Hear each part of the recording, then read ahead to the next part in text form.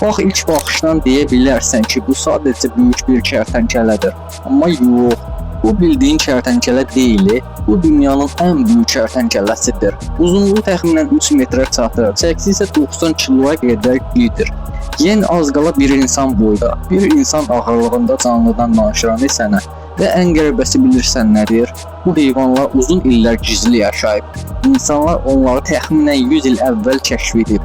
Bax, təsəvvür elə, belə bir canavar var. Amma hamı xəbərsizdir. Sanki təbiət onu illərlə gizlədi. Bax, çox adam elə bilir ki, Komodo çox sürətlidir. Əslində o qədər də yox. Amma onun gücü sürətdə deyil, onun gücü səbirdədir. Saatlarla, hətta günlərlə bir yerdə tərpənmədən gözləyə bilir. Günəşin altında susuz, ac, amma gözləyir.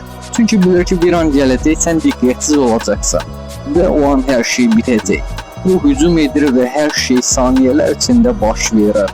Sən nə baş verdiyini anlayana qədər artıq gec olur. Bax, bu artıq instinkt deyil, bu planlı hücumdur.